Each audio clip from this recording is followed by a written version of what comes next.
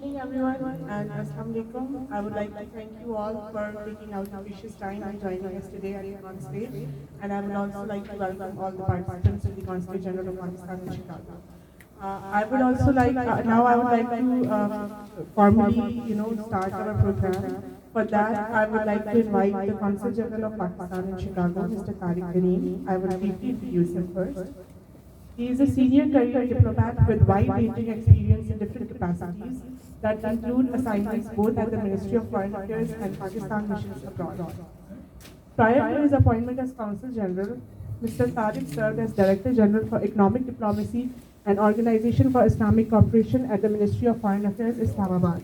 As Director General OIC and ED, he was the focal point on issues related to economic diplomacy while dealing with a wide range of multilateral issues. He was also Pakistan's Commissioner for D8, Organization for Economic Cooperation. Earlier, Mr. Tariq served as Political Counselor, Pakistan High Commission in New Delhi. Mr. Tariq holds a Master of Philosophy in Environmental Sciences and Biosciences from Qaid-e-Azam University, Islamabad. He also holds an MA in History from University of Punjab and a one-year postgraduate Foreign Service Program in Diplomatic Studies from University of Oxford, UK with distinctions. Since he has arrived in the consulate as a Consul General, his key priority is economic diplomacy. Thank you.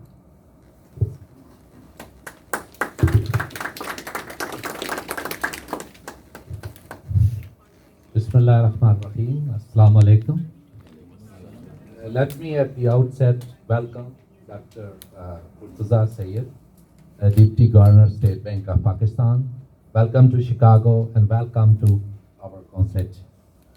I'm also welcoming all of dignitaries from the this program, actually the Consulate General and Open Chicago jointly organized this program. And I really welcome all of you entrepreneurs, businessmen, who are already doing a lot of business, not only here, but also in Pakistan. So the basic aim, as you know, the title of today's seminar is Pakistan's Economic Partnership with the Midwest Region, Opportunities in Trade, Investment, Tourism, and Remittance.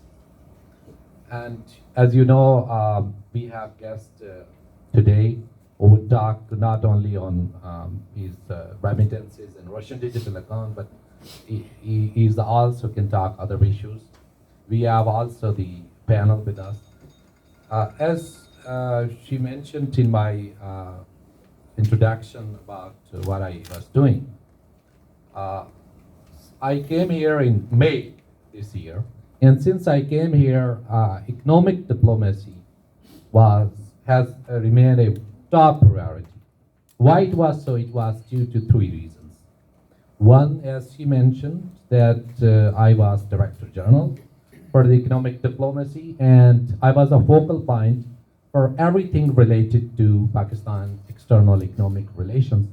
We have so many other ministries, including very key State Bank of Pakistan, also other ministries. We have territorial desks in the Ministry of Foreign Affairs. But this divisions was particularly dealing with the overall economic diplomacy.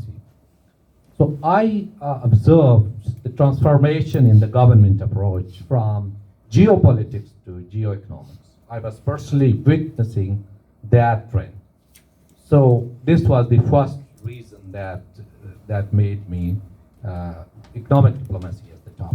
The second thing is the U.S. Midwestern region. With the GDP of more than $4 trillion US, this region has been historically one of the very important area in the United States. Although its historic importance of 60s, 70s declined to an extent, but still with the Chicago as an important city and many other cities in the Midwest, it's a very important region for all, including for Pakistan. So my priority is to, we have an interaction with this region, but emphasis is to enhance and deepen the partnership with this region. And third and most important, I would say, is that when I came here, and of course I knew it earlier, my thriving, stable, and prosperous Pakistani community in the Midwest region. That is an asset. So I think it would be very important to utilize some of them. You are the best businessmen, very successful entrepreneurs here, and we would like your services not only for the socioeconomic development of this region, but also for Pakistan, and you are already doing a lot. Why Pakistan? Pakistan, as you know, the fifth most populous country, workforce, youth population, English. It has a geostrategic location at the crossroad of three most important regions.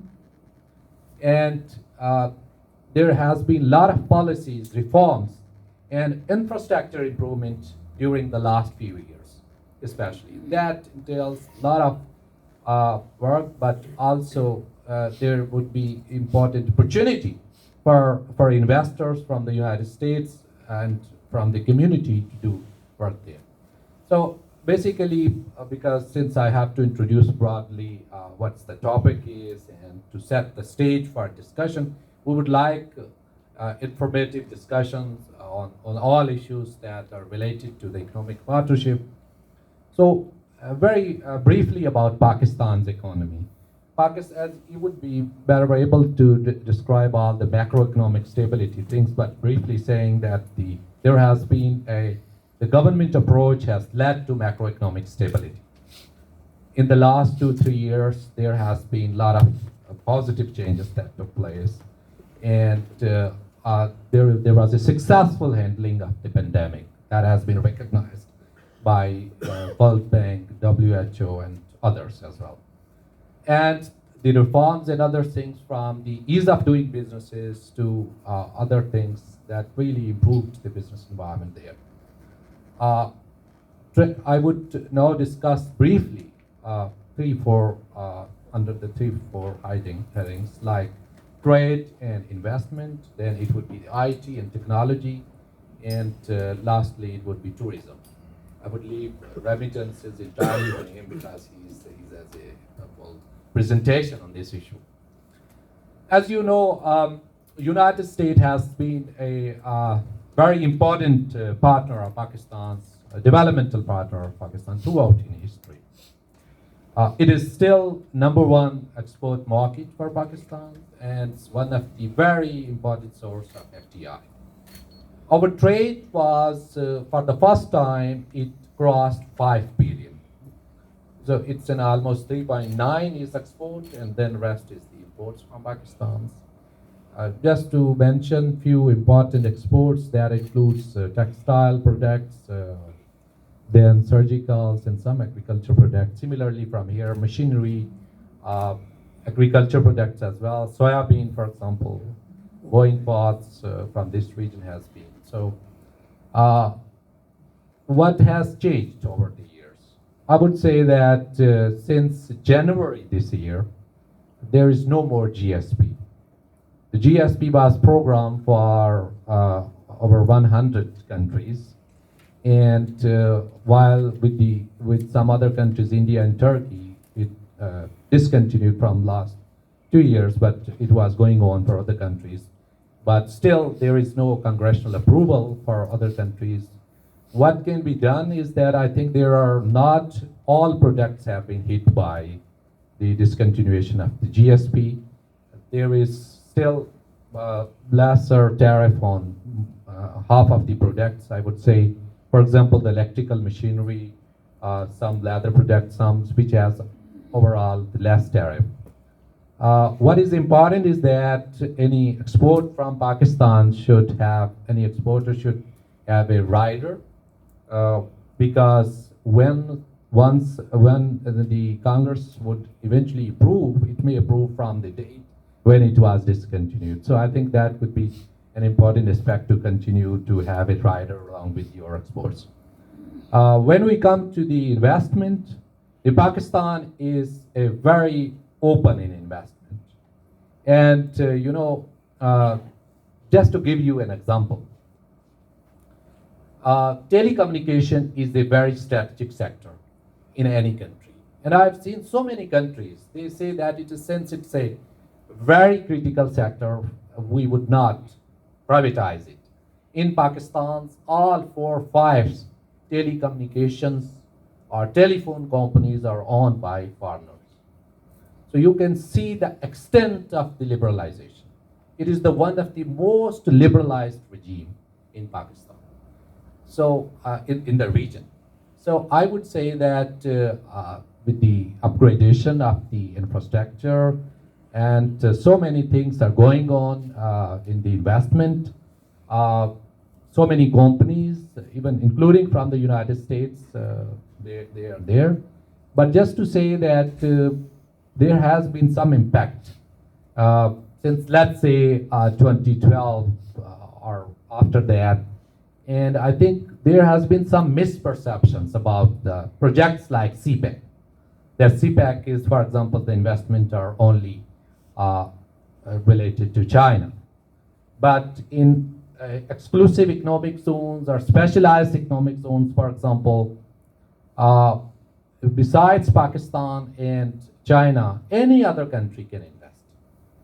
So I think there is this misconception has no, there is no reason to believe, because it is so liberal that if you have want your own exclusive economic zone, you can open and you can declare it with the one time the custom duties exempted, and for whole 10 years there would be no income tax, and repatriation is allowed, equity 100%.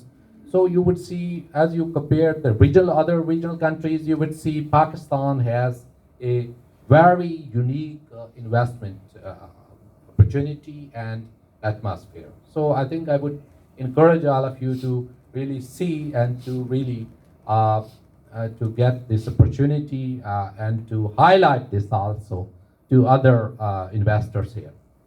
Similarly, I would say even FTA with China we have. And this also provides an opportunity that if there is any investment and value addition from Pakistan, and any investor can then re-export from Pakistan, let's say any US even exporter can re-export from Pakistan to China. So there's a huge opportunity is coming to IT and technology. This is a very important area. I would say that technology is key to all. It's related to trade, it is related to investments, agricultural yields. For example, the cotton seeds, we have a cotton problems, and you know the United States has a very high cotton yield. Maize, I think there was a few years back from here in this, from the Midwest, there was some technical support from here, and with that the productivity of corn productivity enhanced to a great extent. Similarly, there is a need to do similar things in cotton. So why I would say that, because these opportunities are there, so if the technological know-how and the things, because now the government focus has shifted from attracting investment from, let's say we have most of the investment presently, that is not the export related.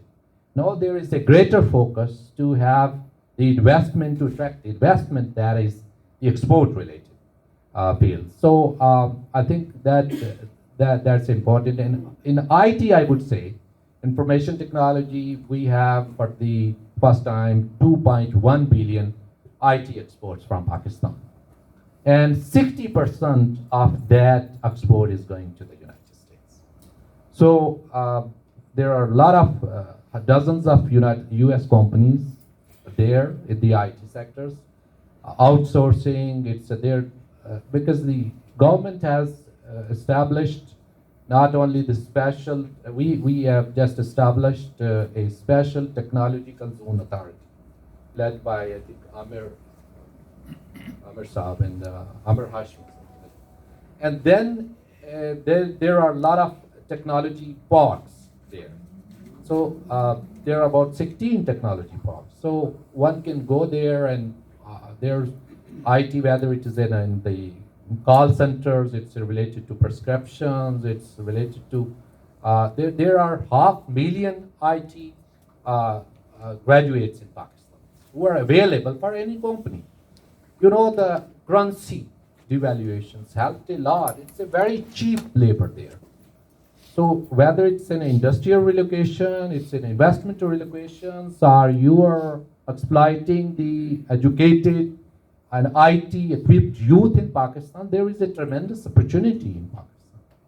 So I would say that this is an important thing, and already the focus of Pakistan on the infrastructures in last 2 decades, plus the CPEC-related projects that really helped in energy and infrastructure, roads and others, provides opportunity for further investments. So I think while it is open for everyone, I think the US investor can go, and especially from the community who are already doing business, there is a much opportunity. And lastly, I would briefly talk about tourism. Tourism is a very key sector, and it has been one of the key priority of even the Prime Minister has been very keen. And one thing is that the tourism was a provincial subject. But in just 2 years back, this government has made its National Tourism Coordination Board. So that would coordinate on issues related to tourism. So in terms of tourism, it is religious tourism, for example. One of the two you might be knowing, but that the two major branches of Buddhism, Mahayana and Hinayana. The Mahayana emerged in Taxila and Swat area of Pakistan, and from there, that branch of Buddhism spread to as far as Japan and Korea. So when those people come and we see that they're really thrilled by their prayer that is there. Similarly, the Sikh, we opening the Kartarpur corridors, other shrines. The basic thing is that the government is very open to, especially opening to the minorities and to empowerment of minorities and open their worship places. That took so much. I mean, there is a need to highlight these stories because unfortunately, media always try to project negative things. But a sea of positive things are taking place in Pakistan, and I think there is a need to appreciate what is going on, to have an objective assessment of what are the developments there. So it's not just the religious tourism that is being that is there, but also there's other historical places, the Mughals, British period, and and very old civilizations. For example, the Mehrgarh civilization, Harappa, Mohenjo-daro, and so many others are there. Not only this, the peak, the second largest peak, the K2 is in Pakistan. I think there are so many others, hundreds of other peaks are there. So many mountaineers go. Scenic beauties, diverse culture, diversity, everything. And I think there is a lot of interest about the accreditation and in the hospitality and tourism sector that was hit during the pandemic. I think there is an opening, and even the international. I have seen the reports, bloggers, magazines, half a dozen. They declared, even the Forbes said it is the top 10. Pakistan declared as the top 10 tourist destination. And one of the US, I think, if I'm not wrong, Condi, and I don't know the second name, but it declared Pakistan as the #1 tourist destination.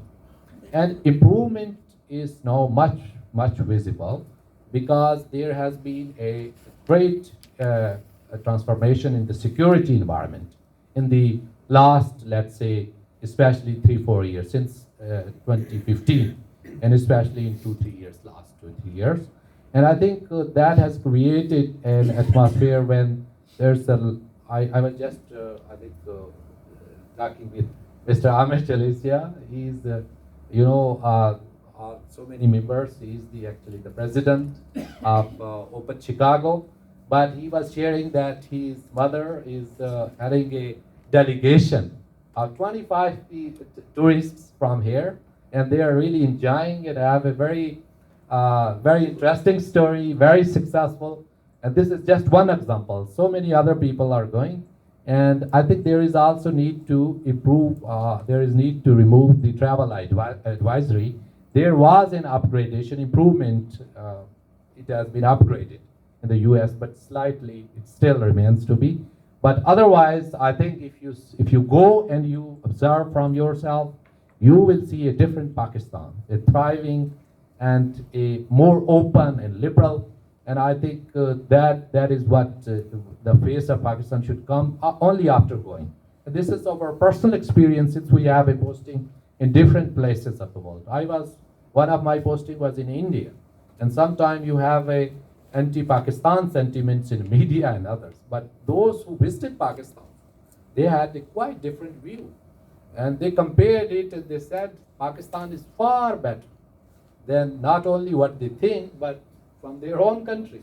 That is what, quote unquote, they said.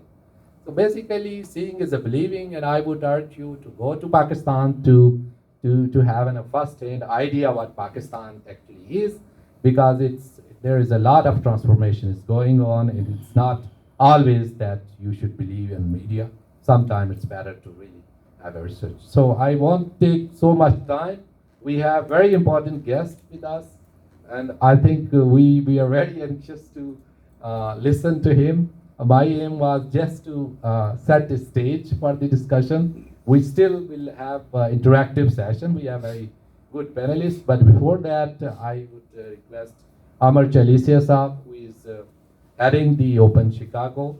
And this Open, I think we have a lot of expectation from members of Open, who really already contributing a lot, but our strategy and our approach would be to how to benefit from their expertise and their interactions, and to channelize that energy and to enhance and deepen Pakistan's partnership with this very important region of the US Midwest region. Thank you, and Amar Chalicia Saab. I think we can do without the mic, right? छोटी सी जगह है, सबको आवाज आ रही है। मैं इतना loud नहीं हूँ, इतना भी नहीं बोलूँगा। Anyway, on behalf of the Council General and Open Chicago, I'd like to welcome everybody. Obviously, 4 o'clock on a Monday, आप सबको पाकिस्तान से मोहब्बत होगी, that's why you're here. And certainly, our whole goal today is to talk about investments, but certainly hear from our keynote speaker, Dr. Murtaza Syed, who's just come all the way from Pakistan. But before I introduce him and before we talk about the panel, just a little bit about Open Chicago. So Open is an entrepreneurial organization. Most of you, even if you're not a member, you've heard about Open. It's a global community of about 350 members all over the world. I see a lot of familiar faces. Open just opened up a chapter in Dubai. It also opened up a chapter in Dallas and one in Austin. So it's a very vibrant organization that purely works in the entrepreneurial space, hosting similar programs as this, along with the Council General and along with the State Bank of Pakistan, because at the end of the day, if what we do here helps Pakistan, then we've all won. This is a battle that's not just about them and us, this is all of us together. If we don't help our country, where we all hopefully grew up, nobody else can. So we should think about ourselves and think about what each one of us can do about helping Pakistan. And certainly what you're going to hear from Dr. Murtaza about the world famous Russian digital account, which everybody wants to find out about, and also the Naya Pakistan certificate. I just love that word, whoever came up with that. It is certainly something that we should all support. The purpose today, from hearing from him as a keynote, is certainly there's a lot of myth. I'm sure you've all thought about it. ये कैसे हो सकता है कि पाकिस्तान में आपको 6% interest मिल सकता है, जबकि यहाँ आपको 0.6% इंटरेस्ट मिलता है, right? ये common question है जो hopefully Murtaza साहब will talk about it. Another common question that comes up is कि how safe it is, right? And I want him to show you a demo. Maybe आज internet से connect करके एक demo देख सकते हैं कि how do you open up and how easy it is. But before we go there, that's in the second part of our segment after awesome chai break, which always has to be as a part of the Pakistani community, is I would like to first do a little bit of a panel discussion. So we have asked, certainly all of you are capable of being a part of the panel. Councillor Saab, thank you so much for allowing Open Chicago to host this along with you. In our panel today, and I will introduce Dr. Murtaza Syed in a second, but we have Khan Siddiqui who's going to join us in our panel. We have Dr. Wasiullah, who most of you know, and he's the mayor of Chicago, one of the mayors of Chicago. Our next mayor of Chicago, Dr. Tariq Butt, certainly Harry Lipinski, and then we'll have Murtaza Syed. So let me first go ahead and introduce our keynote speaker, since he's going to be a part of the panel. Dr. Murtaza Syed was appointed as the Deputy Governor of the State Bank of Pakistan by the federal government for a period of 3 years. He assumed his responsibilities in January of 2020, so just about a little bit more than a year and a half. Dr. Syed has more than 20 years of experience in macroeconomic research and policy making. He worked with the IMF for 16 years before resigning to join the State Bank of Pakistan. Dr. Syed has a PhD in economics from Nutfield College at the University of Oxford. He has published many papers on a variety of macroeconomic issues, including fiscal and monetary policy, financial stability, economic crisis, investment, demographics, poverty, and inequality. He has also delivered many lectures on public policy at Cambridge and Oxford. I think we as a country are very honored to have him here with us. I know many of you have attended the APNA convention and saw the governor, the deputy governor, second in charge is here. What I'd like to do first is just take a quick 20-25 minutes on having a panel discussion with our 4 colleagues here and Dr. Murtaza. Councillor Jalal Kareem and myself will host that. Then we'll take a quick break. The only thing I would ask is that we want this to be more of an interactive session, but I would ask you to hold your questions specific to Roshan Digital and Naya Pakistan until he presents, because that's kind of his main speech. We can certainly answer any questions outside of those 2 programs. Does that make sense? Okay. So with that, let's go ahead and get started. So, yep. Why don't you start first? And you guys can just sit where you are. We'll just do it in an informal manner. Yeah, I think we have 5 panelists in total. Our guest, Murtaza Syed Saab, and besides him, we have Harry Lipinski. Harry Lipinski is the head of the Central Asian Productivity Research Institute. And he is doing a very important project, that is Silk Route project, and he also has been dealing with the businesses and other interactions. Most importantly, I think he organizes programs every year and so many other programs all around the years. We just to have a brief introduction, we will have questions, but Dr. Tariq, I think you will be aware of Dr. Tariq. He is the co-chair of the Chicago-Lahore City project. So this is a very important project. Chicago and Lahore, very important cities, and he is also head of the medical. But I think we would really be requesting him to tell something about the Lahore-Chicago project. Then we have Chancellor of the East-West University. I had an honor to visit him last week, and he showed me all departments and history of last 40 years, almost over 40 years. Fantastic. It reflects his own contribution to making this institution thriving. And I think you all already. Dr. Khan Siddiqui is an Open Chicago member. Yeah. You can also introduce him. Certainly from Higgy, from other companies, and had just a great innovator, really. Innovation.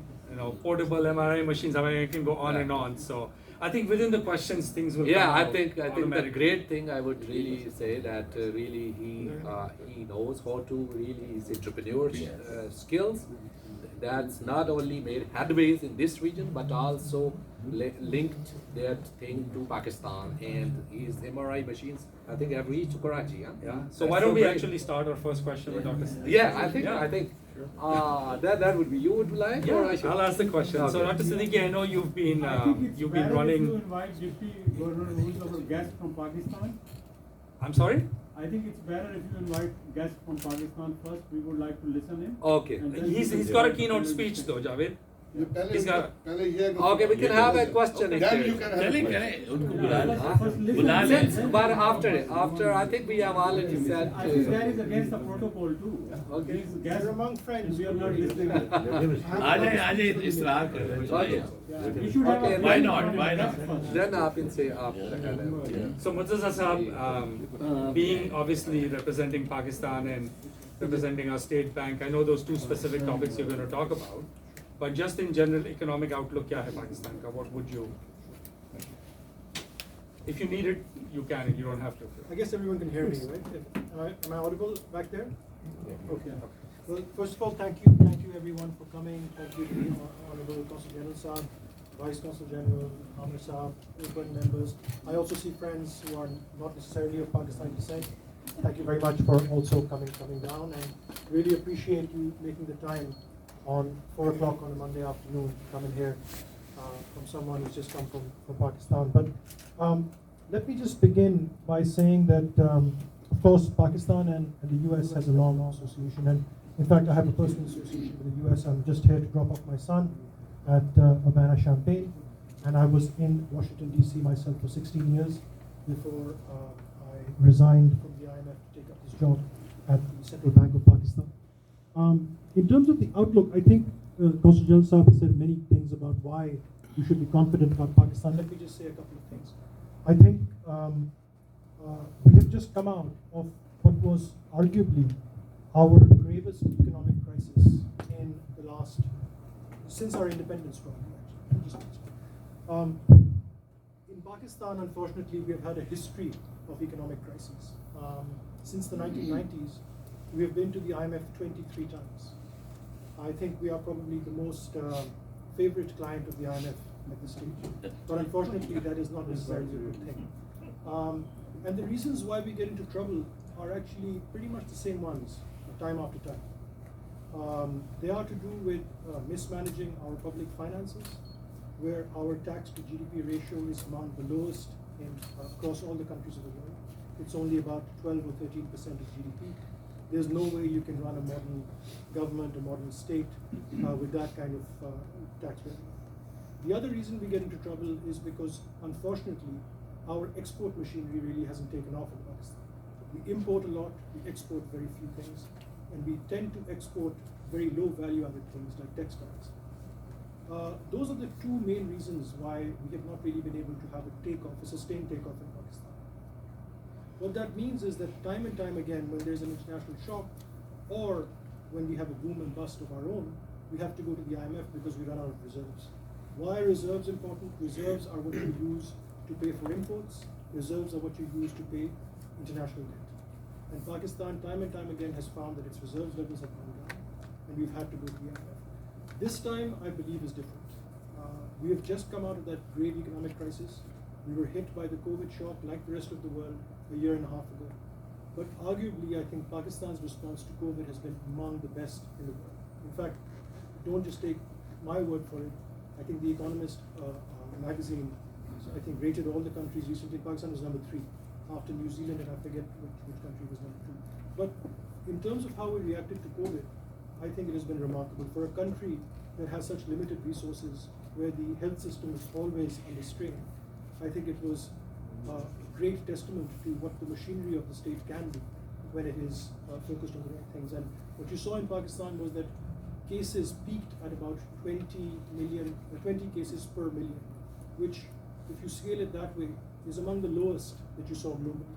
Even though in our region, including in India, in Bangladesh, other countries, we had a human tragedy of a scale that I think is unthinkable. In Pakistan's case, very quickly we were able to put the right people in charge. We have a health professional there called Dr. Faisal Sultan, who is an authority globally on these things as well. And they came up with a very low-cost but very effective system for dealing with this without having to shut the economy down.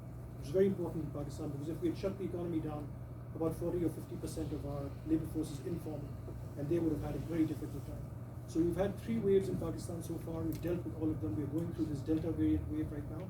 But again, the numbers have started coming down. So we're very confident that we should be able to see this through as well. So that's one of the manifestations of what I believe is a different phase for Pakistan's economy. One is how successfully we dealt with COVID, and I think we should all be very proud as Pakistanis about how globally also it's recognized that we did very well. Another thing that we did, which was remarkable, again for a country that has limited resources, is that we were able to focus our attention on the most vulnerable. We have a program called the Srs Program in Pakistan, which is basically a social safety net program, which covers 40% of the population. And remember, this is the 5th largest country in the world by population, so 40% is still a very, very big number. We have 220 million people total, so 40% of the population is covered by the social safety net. It was upped during COVID. A lot of cash transfers were given to vulnerable households, especially women in Pakistan, and that also helped them get through. And the World Bank has recognized the Srs Program as being, I think, among the top 3 programs in the world in terms of its coverage. So again, something to be very proud of. I know I was also an overseas Pakistani myself, as I said, for a long time. And one tends to get depressed about the state of Pakistan when you're sitting outside. But I can tell you that on the ground, there are many, many stories like these that are very inspiring and that I think should make us confident about the future. Lastly, let me tell you why I think we are now entering into a different phase in Pakistan, a sort of a takeoff phase. I am very confident that we've done 2 or 3 things institutionally that should help us avoid another crisis of the kind we had 3 years ago and avoid the need to continue to go back to the IMF. I think one of the big things we've done is we've now got a flexible exchange rate. I don't know how many of you are economists, but that really is a very, very important change in Pakistan. Before, we were obsessed with keeping our exchange rate fixed at an overvalued rate, so that was basically a penalty against our exports and a subsidy to our imports. And it also meant that whenever we were hit with a shock, we had to run our reserves down. We don't have to do that anymore. Now we have a flexible exchange rate. When shocks hit, it goes up, it goes down. And through COVID, we've seen it perform that role, and it's performed it very well. The other thing that is important to remember is that our reserves now, our international reserves, which I told you are very, very important, are going to be at all-time highs in the next couple of days. We're going to get an allocation from the IMF, the global SDR allocation. Our reserves will be close to $20 billion. We've never had levels of international reserves this high in Pakistan before. And that's going to really help us keep our macroeconomy stable. The last piece of the puzzle is the public finances. Our public debt ratio before COVID was on a trajectory that looked very unsustainable. We had about 90% of GDP in terms of public debt. What has happened through COVID is that actually our public debt to GDP ratio has come down by about 5 to 6 percentage points. That is very unusual. Nowhere else in the world has this happened. Because one of the ways in which countries responded to COVID was the governments expanded fiscally and they had to take on a lot of debt. In Pakistan's case, we didn't do that. We actually brought debt levels down. So again, this is a manifestation of a totally different approach to the macroeconomy. Unless you get the macroeconomy right in Pakistan, you can't get growth. And I think macroeconomically, we're in a very different place now. And for all of the reasons that I think Chancellor elucidated at the beginning, tourism, investment, the China-Pakistan economic corridor, for which investment from all over the world is welcome. A young population, 65% of our population is below the age of 30, hungry to be connected to the world, hungry with ideas, including in tech, including in IT, including on the biomedicine side. So I really believe that this time is different in Pakistan, and there is no reason why we cannot also now be entering into a takeoff phase, like many countries in the Asian region have done in the last 2 or 3 decades. Sorry, that was a bit of a long answer. That's good. but, Thank you. Thank you so much. It's very pertinently highlighted the points, and we will just come to our second panelist, Khan Saab. You will. Khan Saab, yeah, you have been doing a lot of companies in the US. You've obviously got a lot of relationship to Pakistan. If you can just speak as far as your experience being a Pakistani business entrepreneur in the United States and then obviously Pakistan as well. Thank you, Amr. Thank you, Dr.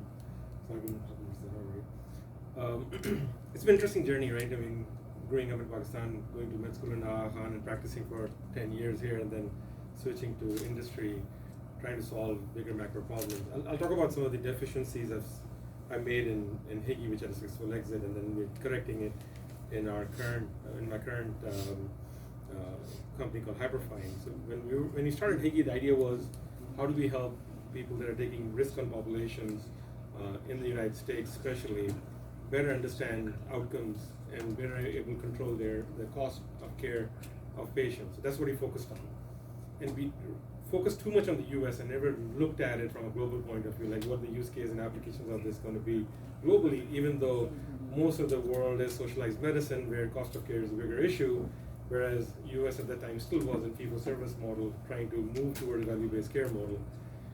And because of not paying attention to it, we made decisions in our products and technology that just did not work in a socialized medicine environment. And even though we tried to bring it to Pakistan, to India, to other places, we were never able to successfully do that stuff. So when Happifying started, the mission really was to democratize healthcare, right? How do you make healthcare accessible and affordable to everybody? And we focused on things that are more expensive, require expertise. So just to give you an example, if you look at, I'm a pediatric radiologist, right? So I look at imaging of kids. That's how I trained as. In the entire continent of Africa, there are 6 pediatric radiologists. Oh, wow. Right? So just at Northwestern, there are more pediatric radiologists than the whole continent of Africa. Like that's how big the problem is. You can solve in building AI, but today AI state is such that it's point solution. It'll look for lung cancer, look for one thing, right? But that's not how patient comes in. Patient's coming with cough, it doesn't have lung cancer. Only 1 in 100,000 patients would have lung cancer. Rest of the 100,000, 99,999 who come to the clinic don't have lung cancer. That has to be diagnosed also, right? So that's kind of how it started. And when we thought of solving imaging first, we realized every imaging requires something afterwards, which is some kind of procedure. And if we don't solve the second stage, then we really haven't solved the problems. So our mission expanded from imaging and guided intervention. How do we democratize that? Then we realized that we don't have experts in this global region that actually know when imaging is needed. So we had to build something before imaging, which is how do you sense when imaging is needed? So now the mission really has become how do you sense, image, and intervene at a global scale. And so one of the foundation thing was that we wanted to make sure that we are looking at the world and segmenting out and going at the same time to different sectors and really understanding the needs for it. So we divided the whole world into what we call the verdant categories, where there were a lot of imaging available, sparse category, there were not much imaging available, and then desert category, where there's like nothing available. And we intentionally decided to go into all those 3 places at the same time. And that really has helped us understand the unique situations. The first scanner that went out internationally.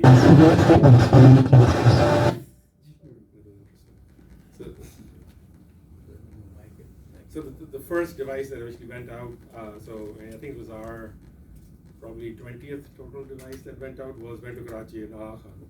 And now we're thinking of expanding more in that region, but made us learn a lot, right? Maybe understand how to think about it, how to not just get the device there, but also how do you train it, how do you position it, and what are the different use cases we would use it for. So, and the biggest learning for me was that apparently no other medical device has gone this early in their commercialization stage, where it hasn't even proven out also in the US. So typically what happens is, some Siemens, for example, will build a new device, they'll go to Johns Hopkins, MGH, somewhere Cambridge in UK or somewhere where they'll do all the research. They'll prove out the use cases, how the workflow is going to happen, and do all the studies. So when you go to Pakistan and pitch, by the time it comes there, all the data is already there. And so every question I could ask, like, what's the accuracy, sensitivity, specificity of the device? Like, well, no, we are coming here to actually build that stuff with you to understand what are these uniqueness of the local environment. And that was a very different thing for physicians in Pakistan to really grasp, that you are the ones going to create standard of care for the rest of the world. And that took a very long time to get people to understand that that's what we're looking for. I mean, I can go the same thing at Johns Hopkins, but I want to do it with folks in Pakistan. And that was one of the things that I was surprised by what needed to happen from that point of view. So I mean, there are other macro issues also, but just wanted to highlight one of the few issues that we came up. Thank you, and congratulations on your company. Great. Can I ask him one thing that, he's very humble, but how much of, financial impact you made with Higgy? So it would be interesting for everybody to know. I think everybody knows about this stuff. I think Let's do the number. Let's talk about the number. It's a good number. So Higgy actually is going public as part of a SPAC IPO transaction of 4.2 billion. So How much? That's been 4.2 billion. Yeah. Mashallah. Wow. Great. So after this great entrepreneur, we have a big name in education, in academic affairs, Dr. Wasiullah Khan, and he's a big personality since he has not only established his own intellectual pursuits and others, but established the university and made it one of the thriving institutions. My question would be, and we would really like to hear from you, that there is a history of academic interactions and educational cooperation between Pakistan and the United States, and there were a lot of programs in the past. There are still. What you would say from your own experience that how we can exchange, because this academic partnership is a very important partnership of overall economic endeavor. So how the two, this Midwest region can be connected with Pakistan in terms of education and academic. Izzat Maab, Your Excellency. It's a great honor to be here among the great educated colleagues here, particularly Dr. Murtaza. There are two Dr. Murtazas here. Chicago is unique among the great cities of the world because we have University of Chicago here. University of Chicago is distinguished in terms of the number of Nobel laureates who are here, probably 60 plus. There is no university anywhere. One of those Nobel laureates was Theodore Schultz. Theodore Schultz, I think the UConn's Education Commission also mentioned that. He said a country is rich not because of the gold mines or diamond mines or oil wells. A country is rich because of human capital. So human capital is the main thing, and now in the current world, we must say that that is the principal thing. And Dr. Mahbubul Haq, who should have won Nobel Prize in Economics, because he said that the rich countries draw capital from the poor countries. Like in the United States, the rich Americans get their money from the poor Americans. All kinds of things are there, and so I cannot say that about China. We are able to 5 times to get some students from there. So my submission is that I am a product of such cooperation that you are mentioning. President Ayub Khan asked President Eisenhower, I think in the late 50s, that US should help us build 2 schools of education, one in Lahore, Indiana University built that school, and one in East Pakistan in Dhaka. And after some years, I joined there also for a Master of Education program. And somehow I was very young when I completed bachelor's degree, 17 years, but I had a 3rd division in high school, and 2nd division in inter, and 3rd division in BA. But there, the 36 courses that I was taught there, I got all A's. So I was selected for a scholarship to come here. I propose here that, and because some Pakistan decision makers are here, that if I have $1 billion human capital fund can be initiated in Pakistan. We are Americans now, Dr. Tariq Bhatt, Dr. Murtaza and so on. We can double or triple or increase 5 times from US funds. And that should do only one thing. Send teachers from here to Pakistan and get students from there to here. Because I was deputy secretary in Punjab, and after 1 unit, and the first education Professor Namdar Khan brought me here, and he warned that I must read Asian drama of Gunnar Myrdal before I read Berkeley. But then he wrote another book, Challenge of World Poverty and so on. And he said that institutions, that countries change because of 2 things. The attitudes of the people are changed and the institutions of the people are changed. So Gunnar Myrdal actually started another branch of economics, like Theodore Schultz. Educational economics was founded by Theodore Schultz of University of Chicago. Gunnar Myrdal started institutional economics. And I must say that students coming here for higher education, they actually undergo a process of change in their attitudes, and then they build institutions for them. Similarly, American professors going to Pakistan will affect them also. their behavior, the way they teach, and so on and so forth. So I think that this kind of human capital fund may be initiated. State Bank of Pakistan can. Zahid Hussain was my maternal uncle, maternal grandfather or something. So that's very important that we have this kind of exchange.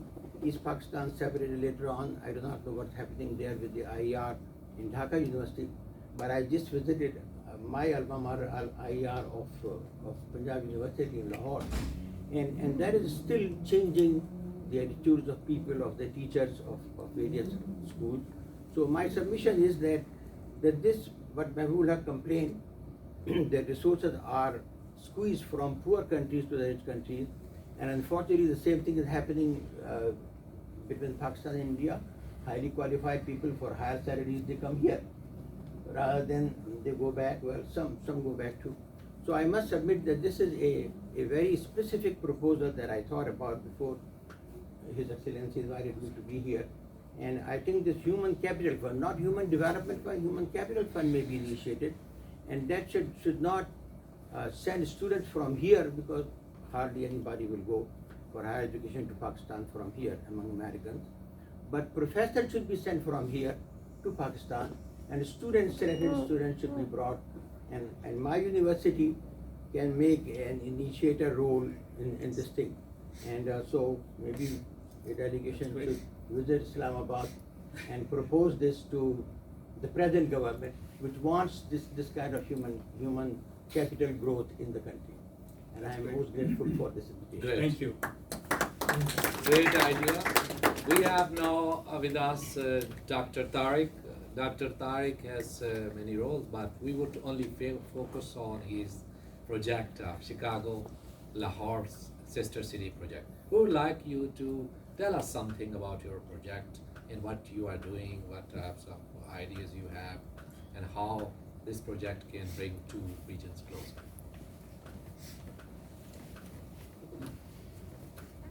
So Assalamu alaikum. Thank you, Honorable Council General, Charissa Saab, and Deputy Governor, because we really enjoy texting you every day, and we are glad you are here.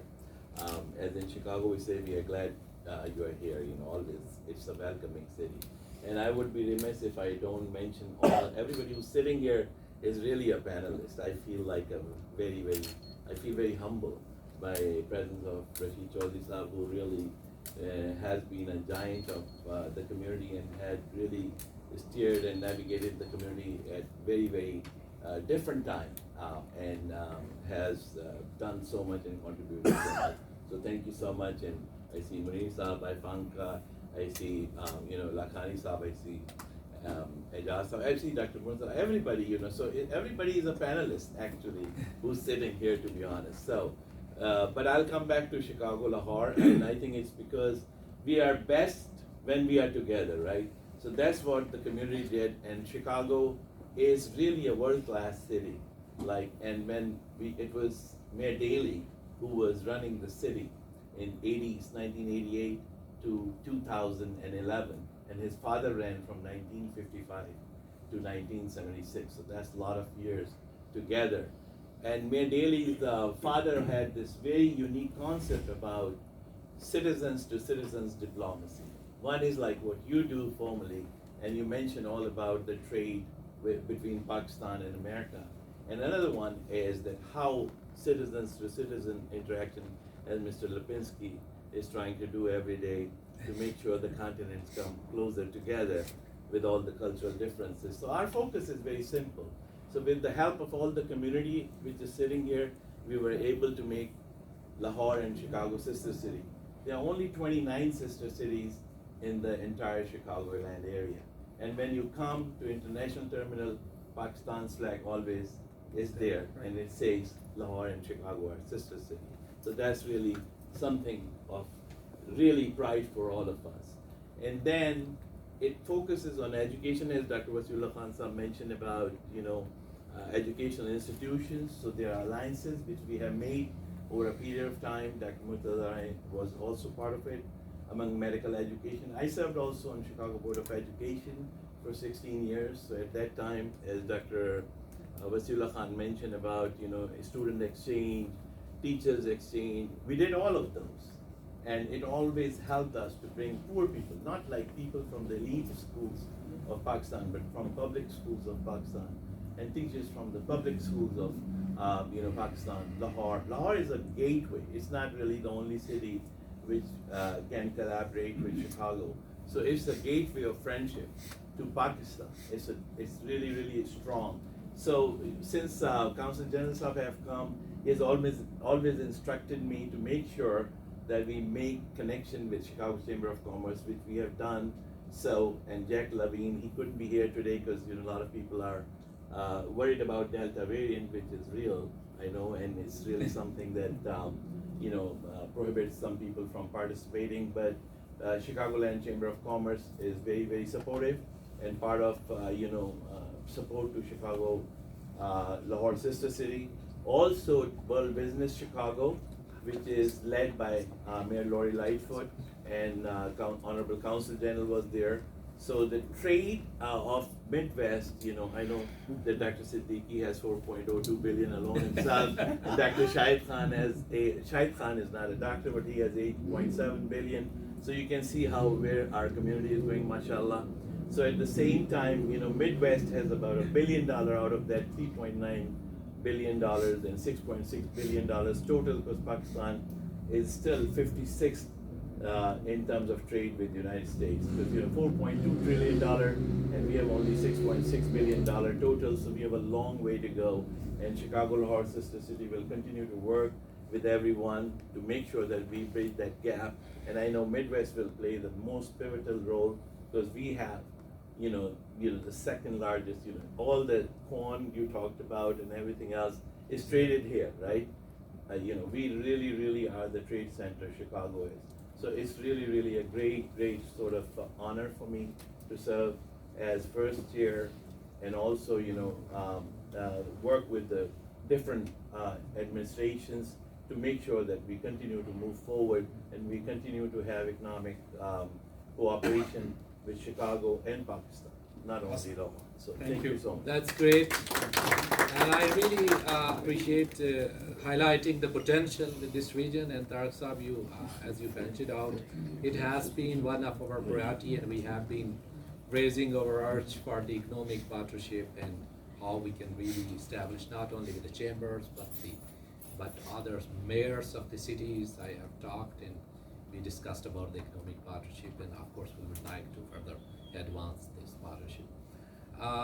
And you also rightly said that this was a really very difficult decisions of the panelists, who would be panelists, because everyone is panelist, and especially I have so many other people. I know that Dr. Rahim was in Pakistan. Yes. He was doing the medical cooperation. Yes. There are other people who are, I think, also doing a lot of things. But basically, the aim was to say the one project, as you represent the Lahore and Chicago. We have now last panelist, Harry Lipinski, is the head of the GABRIC, Central Asia Productivity Research Center. And Dr. Harry, you deal with the Silk Route project, and that has a history, and there is your research is focusing to revitalize and rejuvenate those ancient contexts. Do you think the regional connectivity initiatives that are there in the region, how they can help in connecting Pakistan with this region? And how you see from your lens, from your project, how that can, what is your say on the connectivity between Pakistan? Because after this regional collaboration, there will be a new future of the region, all that region as a whole, and for that, say, Pakistan can have a greater economic partnership with United States. We've been involved with Pakistan almost from our pioneering days. In fact, it started with an invitation from the Turkish government and the Azerbaijani government.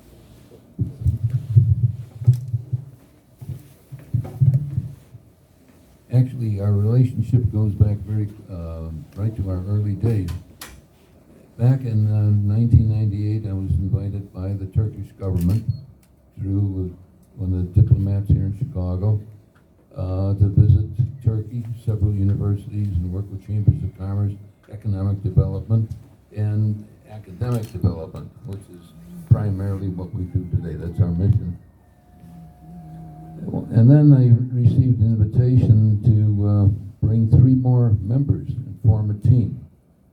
And the first one I chose was Jamal Hussein, who most of you know in his entrepreneurial work. And Jamal, and then 2 other professors, and the 4 of us went on this almost 2 months. We visited Turkey, several cities, universities, worked with chambers of commerce very closely, then on to Azerbaijan.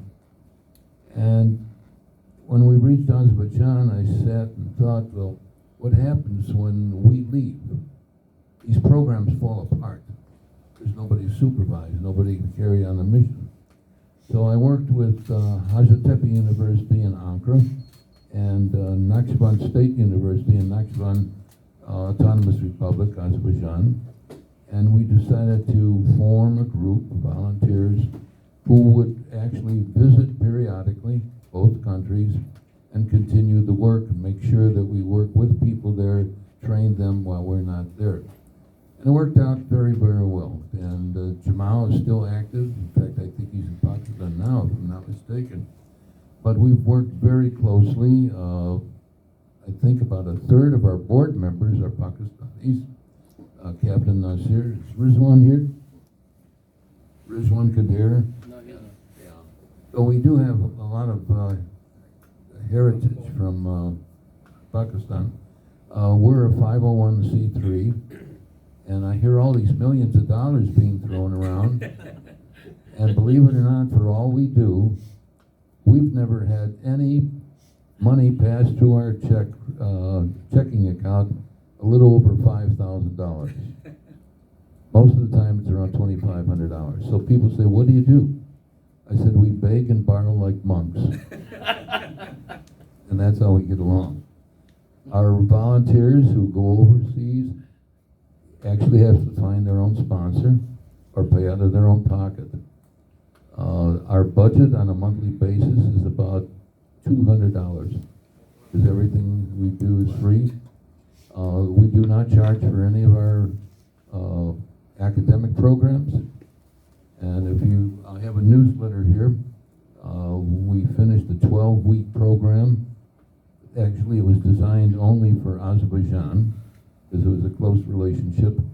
But we concurrently scheduled another program, basically business and management programs, for all of Central Asia. Any university that wants to have their students or chambers of commerce. In fact, we had actually foreign diplomats. When I looked at the registration, we had foreign diplomats, executives, government employees, which members of ministries that I never thought would join our programs.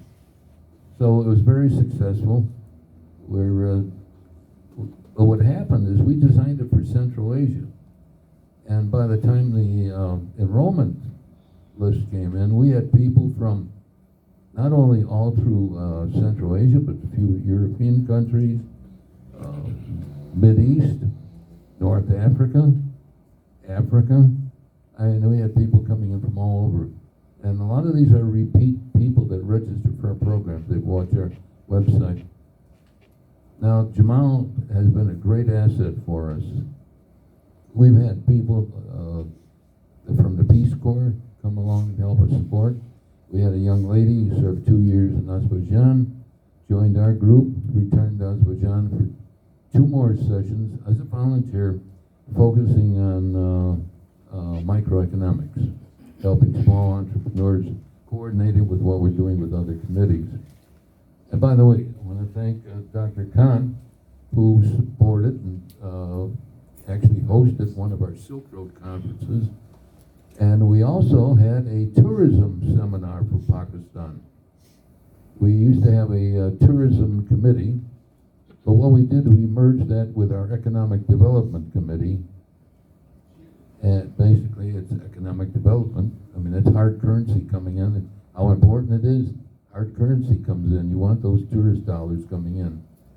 We're, as I say, 501(c), so we welcome donations. If somebody wants our newsletter, I have some with us. In fact, there's an article about the Consul General coming to Chicago. We're not a newspaper, we're not a magazine, we're a newsletter, so we keep our reports pretty concise.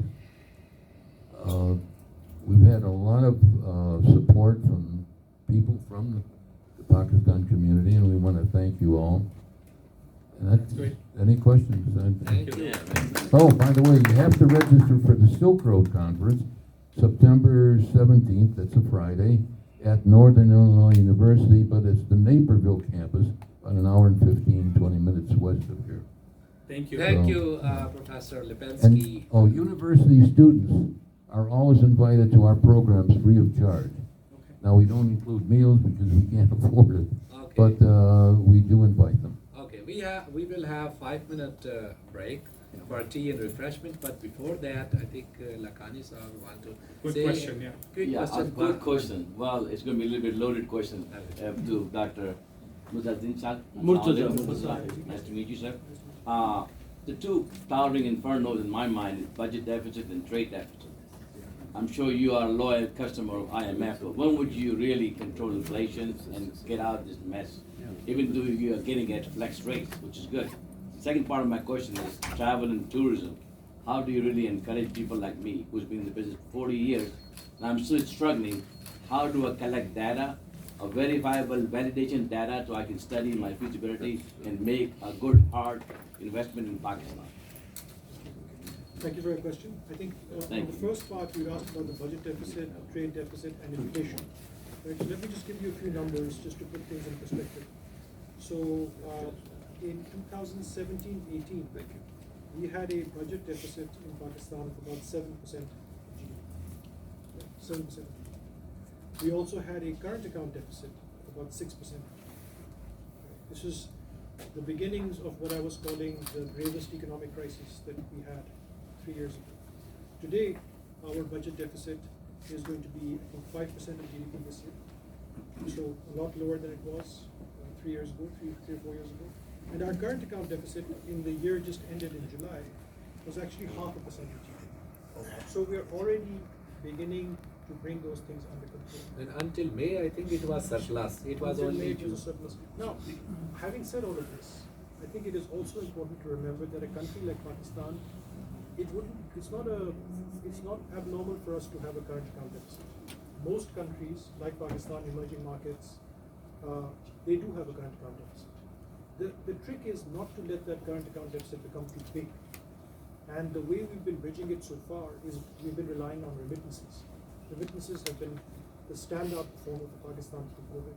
We had record remittances, about $30 billion of remittances last year, despite COVID. In the long term, we want exports, because remittances are great, and it's very good. Overseas Pakistanis always come through for Pakistan, but a vibrant economy should have exports, and that's the next phase of what we're trying to do. So that will help us bring the current account to control. Plus, what I was saying at the beginning, that we now have a flexible exchange rate. Before, we never had a circuit breaker. When you fix your exchange rate, your current account deficit can grow and grow and grow until you run out of reserves. In Pakistan, that kept happening many times. This time we have a circuit breaker, which is the exchange rate. If the current account deficit starts to become too big, the exchange rate will depreciate, your imports will become more expensive, exports become more competitive, and you have a natural circuit breaker. So on your budget deficit and your current account deficit, already things are in place, things are getting better. Right. On inflation, it is true Pakistan has had relatively high inflation for the last couple of years. Part of it was because of the depreciation in the exchange rate that we had 2 or 3 years ago. That was working through its system. But more recently, it's been about food inflation. And in Pakistan, you've had a few shocks to our major agriculture output in the last 2 or 3 years, bad weather, things like that, where wheat and sugar in particular, we've had to import for the first time in large quantities. Going forward, again, I think there is a plan to get agriculture back, and therefore food inflation should start fall, and you will, inshallah, see that inflation will also come under control. Your last question was about tourism. I think Pakistan has great potential in tourism. We always talk about it. We have mountains. We have, I think, 5 of the tallest mountains in the world are in Pakistan. You have fantastic, all kinds of topography You have your deserts, you have beaches, you have water now. I think, of course, the main problem has been that the security situation in Pakistan has always been primary in people's minds. That is this the right place to be investing more generally, but also from a tourism point of view. You will have seen that the last 4 or 5 years, the security situation in Pakistan has improved a lot. We don't have the kind of incidents that you had, back in 2012, 2013, 2014, when things were looking bad. But I think that if you want more data on to be able to make a real business decision, I think you should go to the Ministry of Tourism. I think they have a website now as well, and they will be able to give you much more hard data on the number of people that come to different parts of Pakistan, including domestic tourism, which is really taking off now in Pakistan big time, especially the northern areas. So people are now beginning to invest in eco-friendly sort of tourism spots, eco-friendly hotels, resorts. And I think there, even with just the domestic tourism, we are seeing a lot of activity and people are beginning to get good returns. So I would encourage you to go to the Ministry of Tourism for and that concludes the panel discussion for that sake, but there is after presentation on the Russian digital account, you can ask any question, anyone can ask. So quick 5-minute break just to get the tea, and then please come back so we can start. इनकी presentations up.